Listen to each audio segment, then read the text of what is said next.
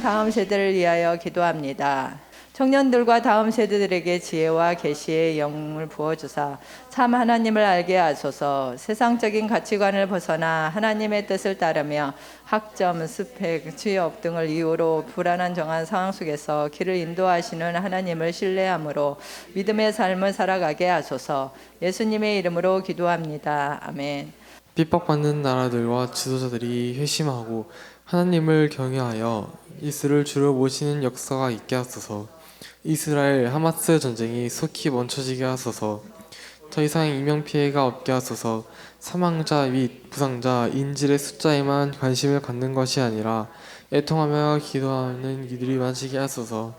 두 민족이 십자가의 보혈로 하나 되게 하소서. 지난 9월 말부터 10월 8일까지 아시안 게임이 항저우에서 있었습니다. 이런 아시안 게임이나 올림픽 같은 경기, 스포츠들을 보고 있으면 가끔 인간 승리의 드라마를 볼 때가 있지요. 이번 아시안 게임에서는 아무래도 배드민턴의 안세영 선수의 그 이야기가 바로 많은 사람들에게 감동을 주는 인간 승리의 드라마였을 것입니다. 이 안세영 선수가요, 8강전부터 무릎이 별로 좋지를 않았습니다. 통증이 오기 시작을 했는데 어떻게 결승전까지 그래도 잘 이기고 올라왔습니다. 결승전 경기를 시작하는데 1세트 경기에서 갑자기 무릎에서 크게 통증을 느끼게 됩니다. 무릎에서 딱 하는 소리가 나더라는 거예요. 인대가 끊어지는 소리였죠. 저희 지방의 목사님 한 분도요, 걸어가다가 발 뒤꿈치에서 딱 하는 소리가 나더랍니다. 정말 그 나뭇가지 부러지는 것보다 더 큰 소리처럼 들리는 딱 하는 소리가 나더니 통증이 확 몰려오는데 아킬레스건 인대가 끊어진 겁니다. 그렇게 해서 한 몇 달을 고생을 하셨지요. 이 인대가 끊어질 때 나는 소리가 그렇다고 하더군요. 다른 사람들은 잘 안 들릴지 모르겠지만 자기한테는 분명하게 소리가 전달돼서 올라오는가 봅니다. 아주 그냥 떡 하는 소리가 난다고 하는데 안세영 선수도 그렇게 무릎에서 소리가 났고 전방 십자인대가 그렇게 끊어졌다고 합니다. 통증이 엄청 날 텐데요. 정말 그 통증을 그가 참고 다시 경기를 뛰기 시작합니다. 그리고 극적인 역전승의 드라마로 금메달을 따내게 됐지요. 이걸 보면 정말 대단하다는 생각밖에 들진 않습니다. 사실 저는 솔직히 말씀드리면 그 경기를 못 봤습니다. 아니, 정확하게는 안 봤습니다.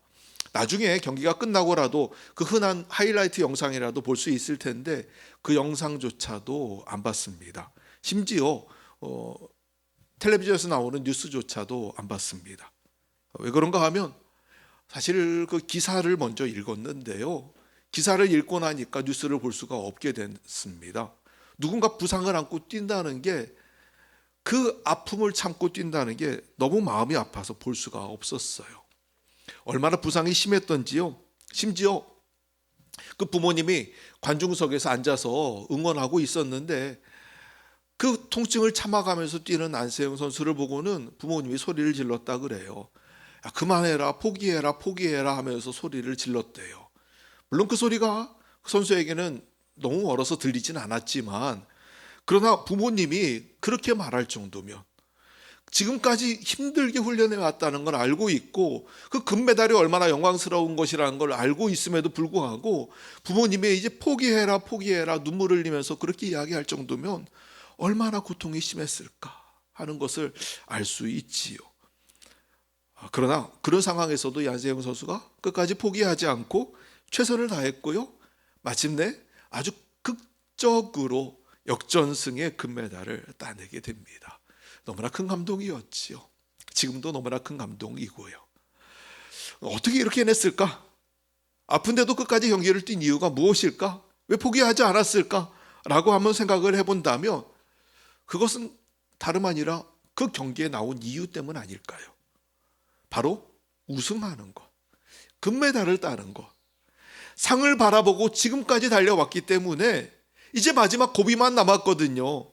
부상이라는 이유로 지금 금메달을 포기하기 너무 아깝습니다. 그러니 경기에 진다 하더라도 마지막까지 해보겠다는 생각을 가지고 임했고요.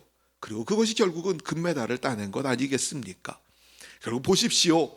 목표가 있고 목적이 있으니 포기할 수가 없었던 거예요.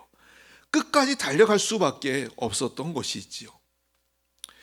성경은 자주 우리의 인생을 경기로 표현을 합니다. 그 경기가 마지막에는 상이 기다리고 있는 경기라고 설명을 하지요. 이것은 사도 바울이 자주 사용한 표현입니다.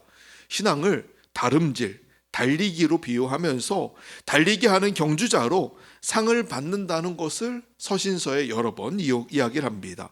사도행전 20장 24절에 내가 달려갈 길과 주 예수께 받은 사명, 곧 하나님의 은혜의 복음을 증언하는 일을 마치려 하면은 나의 생명조차 조금도 귀한 것으로 여기지 아니하노라 라고 말하면서 내가 달려갈 길이라며 자기를 마치 육상에 달리기는 하는 선수로 비유를 합니다. 근데 이 육상은요, 단거리가 아닙니다.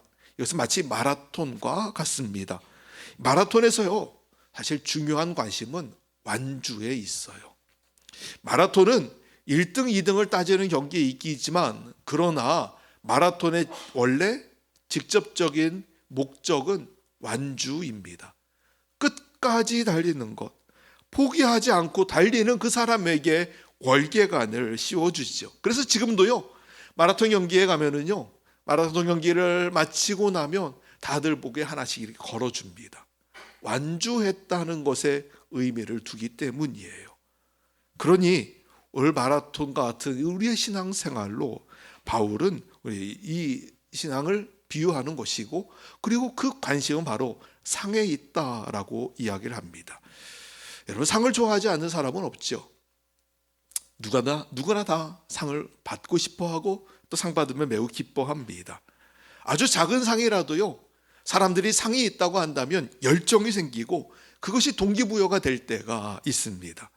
그리고 커다란 상이라면 더 의미가 다르지요. 마치 이 안세영 선수와 같이요. 바울이요, 사도 바울이 고린도서 9장 24절에 우리에게 상이 있다고 말씀합니다. 24절 말씀을 다시 한번 읽어볼까요? 24절 말씀입니다. 같이 읽어요. 시작. 운동장에서 오직 상을 받는 사람은 한 사람인 줄을 너희가 알지 못하느냐? 너희도 상을 받도록 이와 같이 다름질하라. 아멘. 너희도 상을 받도록 이와 같이 다름질하라. 포기하지 말고 마지막까지 달려서 꼭 상을 받아라 라고 이야기를 하는 겁니다. 이 상이 분명히 있으니 신앙의 경주가 결코 헛되지 않다는 거예요. 헛된 걸음이 아니라 반드시 상이 있는 걸음이다라고 이야기를 하는 것이죠. 사도 바울도 이 상에 대한 기대감으로 그가 달리기를 합니다. 바울의 인생 말년에 이렇게 말을 하죠. 나는 선한 싸움을 싸우고 나의 달려갈 길을 마치고 믿음을 지켰으니 이제 후로는 나를 위하여 의의 면류관이 예비되었으므로, 나를 위하여 의의 면류관이 예비되었으므로 주곧 의로우신 재판장이 그날에 내게 주실 것이다 라고 말씀을 합니다. 마지막에 무엇이 예비되었는가 하면 의의 면류관이 나를 위하여 예비되었다, 내가 그 상을 바라보고 달려간다라고 말하고 있는 것이죠. 빌립보 3장 14절에 표대를 향하여 그리스도 예수 안에서 하나님이 위에서 부르신 부름의 상을 위하여 달려가노라 라고 말씀합니다. 바울도 자기가 이 신앙생활을 하며 주의 사역을 감당하는 이유가 하나님이 부르신 부름의 상급이 있다는 거예요. 그 상을 자기가 기대하기에, 그 상을 바라보기에 그 상을 위하여 달려간다라고 말하고 있죠. 상을 기대하는 사람은 사실은 삶의 태도가 다릅니다. 여러분, 어떤 상을 받느냐에 따라 경기에 임하는 태도가 다르잖아요. 경기 자체에 참여하는 것에 의의를 두는 사람과 그 경기에서 우승해서 상을 받겠다는 사람은 경기에 임하는 자세가 다릅니다. 그리고 동네에서 축구하는 아이들의 축구 경기에 뛰는 자세와 축구 선수들이 월드컵에서 우승하겠다고 뛰는 자세는 또 다르지요. 여기에는 그 상의 의미가 전혀 다르기 때문입니다.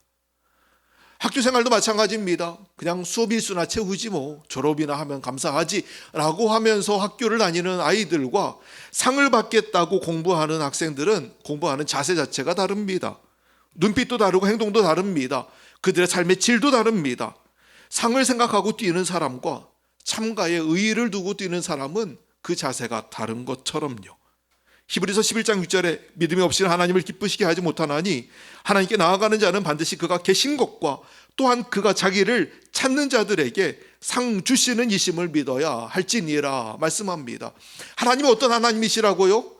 하나님을 찾는 자에게 상 주시는 분이 우리 하나님이시라고요. 하나님이 저와 여러분에게 상을 예비해 두시는 줄 믿습니다.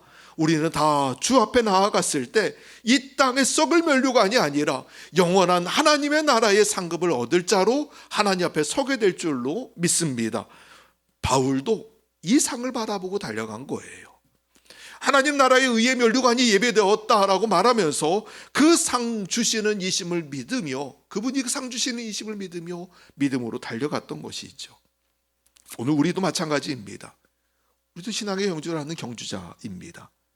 신앙의 경주는 대신할 수 없습니다. 다른 누군가가 우리의 성적표를 대신 제공해 줄 수 없습니다. 하나님 앞에 갔을 때 우리의 인생에 대한 평가를 하나님 앞에 직접 받게 될 거예요.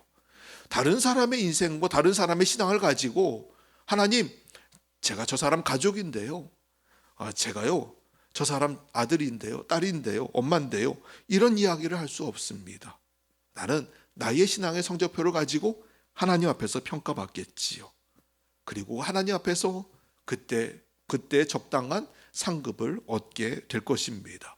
사랑하는 여러분, 오늘 저와 여러분이 하나님 앞에서 놀라운 상급 받는, 그래서 하나님 앞에 잘했다 착하고 충성된 종아 칭찬받는 여러분이 다 되시기를 주의 이름으로 축복합니다.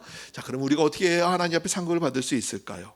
달리기를 하는 사람이 어떻게 하는지 본문 말씀에 이야기를 합니다. 여러분과 함께 이 말씀을 통해서 우리의 신앙생활을 어떻게 해나갈 것인지, 이 신앙의 경주를 어떻게 달려갈 것인지를 말씀을 통해 같이 나눠보려 합니다. 25절 말씀을 같이 읽어봅시다.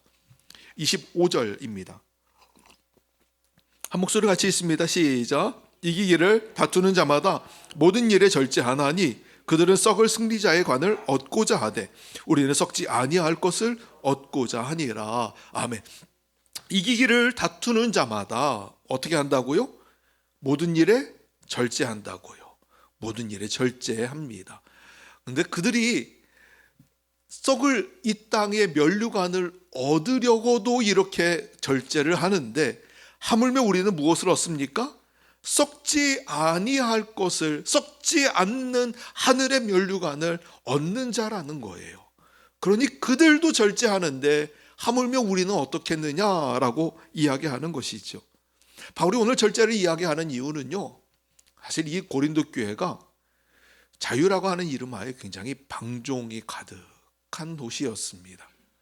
얼마나 이 타락했는지 몰라요. 육체의 자유를 이야기하면서 그들이 성적인 자유, 그리고 물질적인 자유, 타락을 그냥 마음대로 자유라고 하는 이름으로 행했습니다. 사실 이것은 자유가 아니죠. 이것은 죄악이에요. 하나님이요, 인류에게, 우리에게 주시는 가장 큰 징계가 뭔가 하면 그냥 우리를 내버려 두시는 것입니다. 여러분 아십니까? 하나님이 우리를 징계하실 때 가장 큰 건, 그래 그럼 니네 하고 싶은 대로 해 하고 내버려 두시는 게 가장 큰 징계예요. 여러분이 혹시 교회를 안 나왔는데 인생이 잘 된다? 내가 하고 싶은 거, 하나님이 기뻐하지 않는 일인데 막 그거 하는데 너무 잘 된다? 어라? 괜찮네. 이거 하나님도 그냥 용서하시는 건가? 하지 마십시오. 그게 아닙니다. 하나님이 내버려 두시는 거예요. 하나님이 내버려 두시는 건, 이거는 정말 심각한 문제지요. 이것만큼 심각한 죄악은 저희 하나님 징계는 없습니다. 오히려 여러분이 잘못된 길로 걸어가는데 막 뭔가 이게 안 됩니다. 실패합니다. 그리고 하나님 막으시는 것 같아요. 그럼 하나님 나한테 왜 이렇게 혼내세요? 라고 하지 마세요. 그건 혼내는 게 아니라 하나님이 여러분을 보호하시는 거예요. 하나님이 여러분을 이끌어 가시는 거죠. 오히려 그래, 네 하고 싶은 대로 다 해라 하고 그냥 버려두는 게 하나님이 우리를 심판하시는 것입니다. 우리가요, 하고 싶은 대로 다 하면서 신앙생활을 할 수는 없어요. 여러분 죄송하지만 신앙의 길을 걸어갈 때 신앙생활도 하면서 세상의 삶도 그냥 그대로 살아가면서 동시에 모든 걸 다 하고 하나님 앞에 나아갔을 때, 야, 너 잘 살았구나, 잘했구나, 너 정말 충성되게 살았구나라고 칭찬받을 수는 없습니다. 신앙생활을 한다는 것은 결국은 하나님이 원하지 않는 것들을 끊어내는 일들이 거기에 함께 수반되기 때문이에요. 이것을 가리켜서 절제라고 말합니다. 여러분, 성공하는 선수들을 보면은요, 자기 절제가 엄청납니다. 정말 자기 절제가 엄청나죠. 우리 축구했던 배주영 형제가, 지금 군대 가 있는 배주영 형제가요, 고등학교 때까지 선수였잖아요. 그런데 이 친구가 콜라를 안 마시더라고요. 같이 뭔가를 먹으러 갔는데 먹는 것들을 많이 가립니다. 콜라도 안 마시고 뭐도 안 먹고 그래요. 왜 그런가 봤더니 선수 생활을 하면서 이것들이 몸에 도움되지 않는 걸 알기 때문에 그가 자기를 이렇게 절제하면서 먹지를 않는 거예요. 얼마나 먹고 싶을까 싶으면서도, 야, 그래, 이렇게 하니까 선수 생활하지 라는 생각이 같이 들었습니다. 근데 여러분, 유명한 선수들은요, 다 자기 절제를 그렇게 합니다. 몸이 원하는 대로 하지 않아요. 먹고 싶은 거 다 먹지 않습니다. 그들은 항상 정해놓은 룰 안에서 먹는 것과 생활하는 습관들을 다 절제합니다. 정해놓은 시간대에 훈련하고, 그리고 정해놓은 시간에 그들이 정해놓은 것을 먹으면서 쓸모없는 것들, 자기를 유혹하는, 자기를 해치는 것들에 그가 거절하고 또 거절함으로 절제하며 자기를 훈련해 나갑니다. 그러니 훌륭한 선수가 될 수 있는 것이죠. 여러분, 이런 건 학생들도 마찬가지 아닙니까? 학생들이 할 거 다 하고 놀 거 다 놀면서 공부 잘해가지고 좋은 학교를 간다? 가능할까요? 물론 가끔 정말 미친 듯한 천재가 하나 있다면 그런 사람은 될 수도 있는데요 라고 말할지 모르겠지만, 우리 같은 사람은 아니잖아요. 우리 같은 사람이 놀 거 다 놀고 할 거 다 하면서 좋은 성적 거두고 좋은 학교 가서 나중에 성공하는 삶을 산다는 건 아주 되게 힘듭니다. 지금 절제하고 목표를 설정했으면 그 목표를 이루기까지 끊임없이 자기 노력을 하면서 그 목표를 방해하는 것들을 끊어내야지요. 이건 학생들도 마찬가지고요, 그건 우리도 마찬가지예요. 근데 여러분 다 알고 있습니다. 학생도 알고 있고 이야기하면 다 알고 있어요. 이미 알고 있고 우리도 알고 있고 여러분도 알고 있고요. 모두가 다 알고 있는 이야기예요. 근데 왜 이야기를 하느냐? 왜 절제해야 된다는 말을 하는가 하면, 알고는 있지만 절제되지 못하기 때문입니다. 알고 있는 것으로만 끝나면 안 됩니다. 알고 절제할 때 그때 상을 얻기 때문이죠. 27절 말씀 보실까요? 27절 같이 한번 읽어봅시다. 27절입니다. 시작. 내가 내 몸을 쳐 복종하게 함은 내가 남에게 전파한 후에 자신이 도리어 버림을 당할까 두려워함이로라. 아멘. 내 몸을 쳐, 다시 말하면 절제한다는 겁니다. 자기 절제를 통해서 말씀에 복종하게 한다는 거예요. 오늘 여러분은 어떤 신앙생활을 하고 계십니까? 신앙생활을 위해 제약된 것들을 절제하며 나아가고 계십니까? 아니면 아무런 절제 없이 내가 원하는 대로 살고 있지는 않습니까? 절제한다는 것, 삶을 가볍게 한다는 것을 의미합니다. 그럴 때 하나님 말씀에 순종하기 쉬운 상태가 되는 것이죠. 새를 보세요. 새들은 알기 위해서 자기 몸을 얼마나 가볍게 하는지 모릅니다. 새의 뼈는 중간에 구멍이 다 송송송송 뚫려 있습니다. 사람 뼈나 동물 뼈와 다릅니다. 땅에 사는 동물의 뼈는 굉장히 단단하고 밀도가 높지만 하늘을 나는 새들의 뼈는 그 뼈 안에가 다 비어 있습니다. 다 비어 있어요. 이유는 한 가지입니다.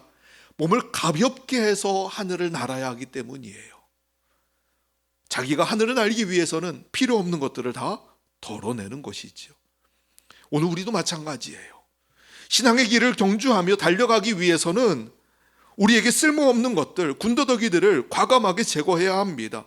아닌 것들에 대해서 아니라고 말을 해야 되고요. 내가 하고 싶은 거 다 하면서 부르는 곳에 다 나가고 모든 사람에게 다 인정받으면서 하나님 앞에서도 인정받는 삶을 살겠다라고 한다는 건 너무나 어렵습니다. 달리기 하는 사람은 몸을 최대한 가볍게 합니다. 몸을 최대한 가볍게 합니다. 옷도 최대한 가볍게 입고요. 심지어 신발 무게도 어떻게 하면 1g이라도 줄일 수 있을까를 과학적으로 연구하여 가볍게 합니다.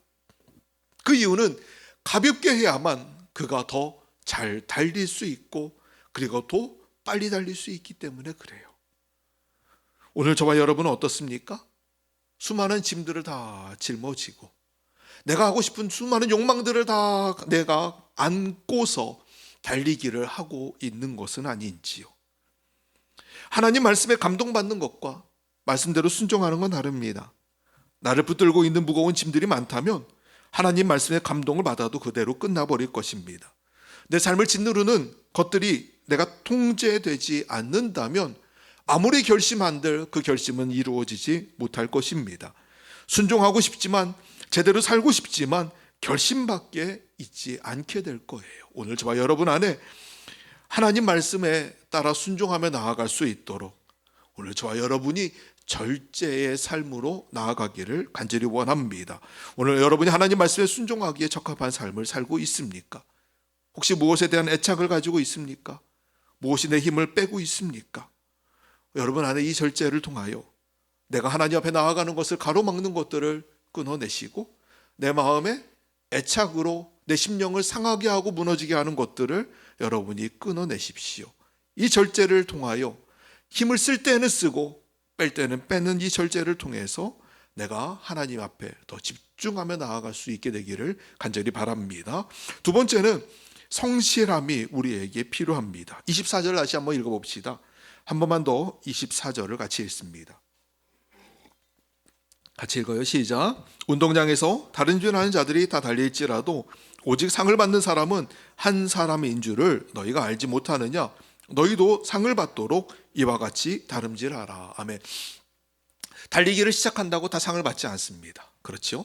달리기를 시작하면 완주를 해야 상을 받습니다. 끝까지 달려가야 상을 받는 것이죠. 신앙생활도 마찬가지입니다.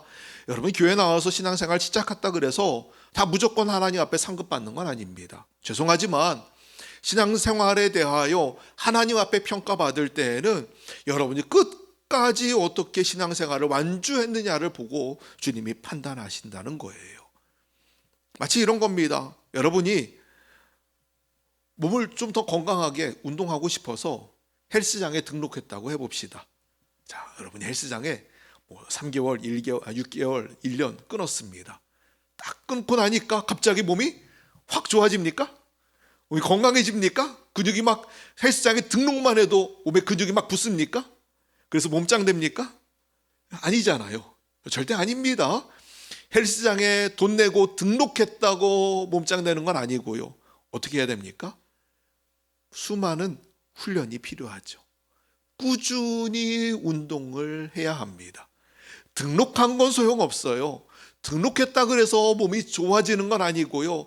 등록하고 계속하여 꾸준히 훈련하고 운동할 때에만 몸이 좋아져요. 신앙생활도 마찬가지입니다. 여러분이 신앙생활을 꾸준히 하는 게 필요합니다. 교회에 나와서 발 담궜다고 내가 갑자기 신앙의 위인이 됩니까?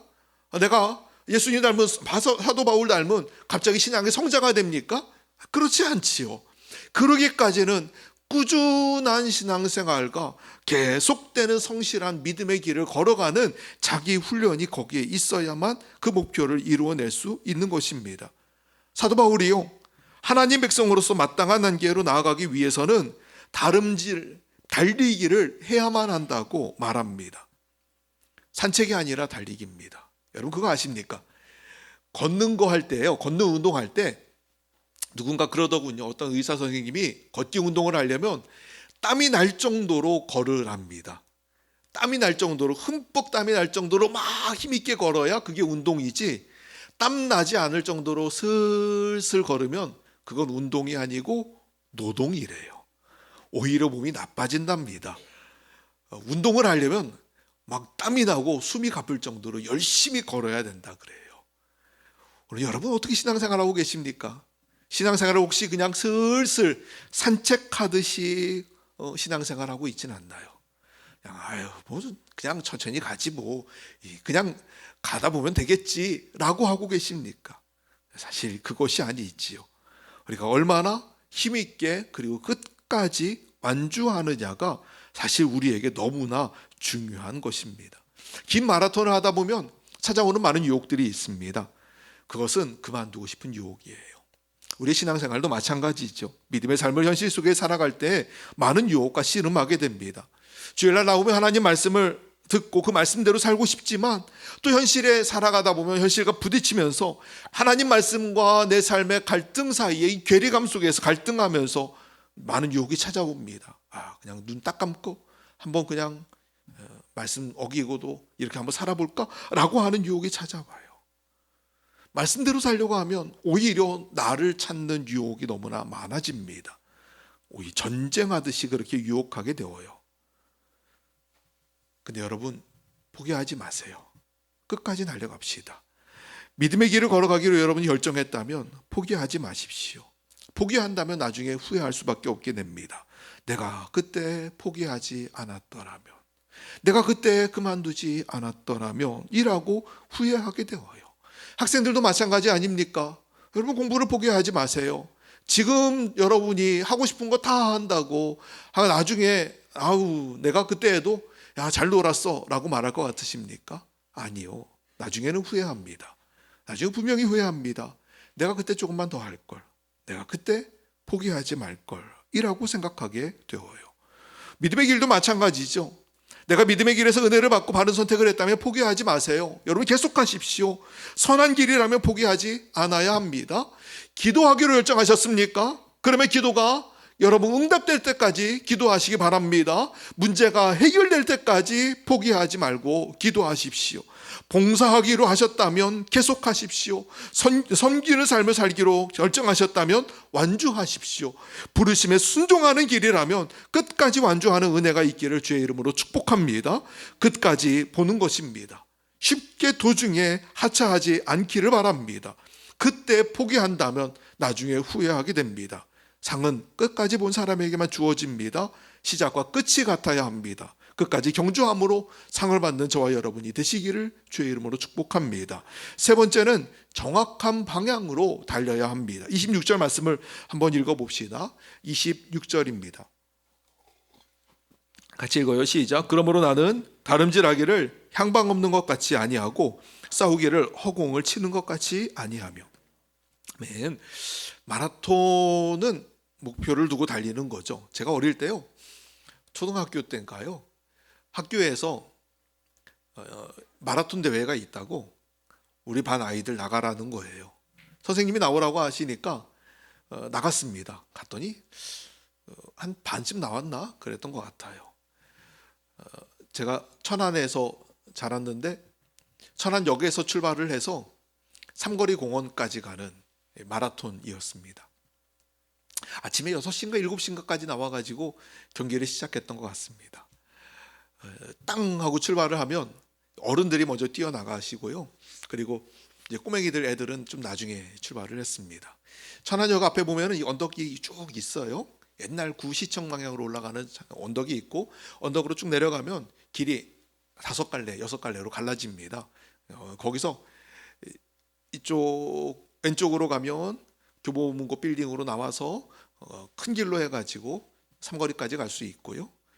전방으로 직진을 하면 시장 방향, 중앙시장 방향으로 가는 그 오거리가 나옵니다. 한참을 막 이제 나중에 늦게 출발해서 달리기도 못하는 제가요, 그냥 열심히 뛰었어요.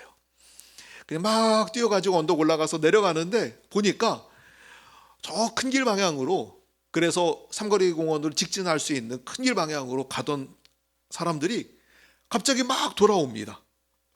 막 뒤로 뛰어오는 거예요. 그러더니 소리를 지릅니다. 뭐라고 소리 지르는가 하면 이곳으로 가는 게 아니야, 여기가 아니야 하면서 거기에서 방향 돌아오더니 시장 방향으로 다시 뛰어가기 시작을 합니다. 이 길이 그 길이 아니었어요.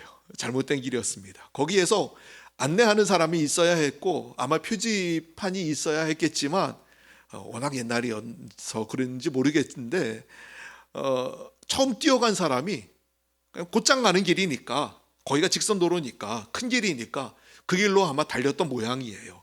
그랬더니 뒷사람들도 여긴가 보다 다 따라갔겠죠. 그렇죠? 다 우르르 몰려가다가 야 이게 아니야 하고 진행자가 앞에서 막으니까 돌아가자 하고 다 뒤로 돌아와서 다시 달렸던 기억이 있습니다. 그렇게 해서 마지막까지 갔더니요, 마지막에 티 하나 주고, 출발할 때 티 줬나요? 그리고 티 하나 주고 수건 하나 걸어주고 뭐 이런 상 하나 주더라고요. 좋다고 상 받아가지고 집에 왔던 기억이 있어요. 여러분, 달릴 때요, 중요한 건 끝까지 달리는 것도 중요하지만 또 한 가지, 어떤 방향으로 달리느냐도 너무나 중요하지요. 방향을 정하지 않고 그냥 달릴 수는 없습니다. 방향을 정하고 달려야지요.